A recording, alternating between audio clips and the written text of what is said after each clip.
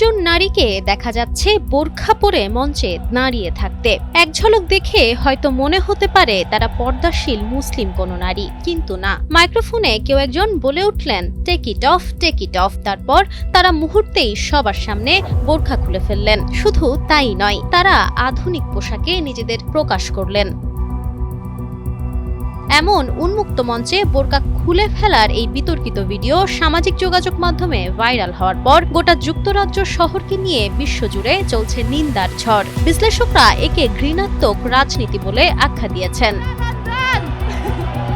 ব্রিটেনে চলছে শ্বেতাঙ্গ বর্ণবাদীদের রাজনৈতিক র্যালি। তবে সেই র্যালিতে মুসলিম নারীদের ধর্মীয় পোশাক বোরকা নিয়ে চরম অবমাননাকর ঘটনা ঘটেছে। মুসলিম নারীদের বোরকা নিয়ে প্রকাশ্যে নেতিবাচক অঙ্গভঙ্গি করে ব্রিটেনের কট্টরপন্থীরা।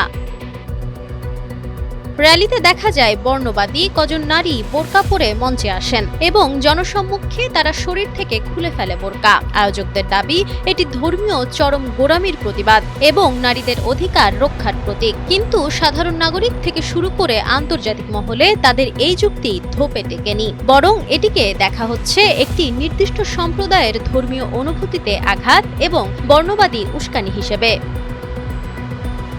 সেই বিতর্কিত ভিডিও সোশ্যাল মিডিয়াতে ছড়িয়ে পড়লেই শুরু হয় বিতর্ক এবং সেই সাথে বেড়ে যায় রাষ্ট্রীয় অস্থিরতা। বিশ্লেষকরা একে সরাসরি হিট পলিটিক্স বা ঘৃণার রাজনীতি বলে আখ্যা দিয়েছেন।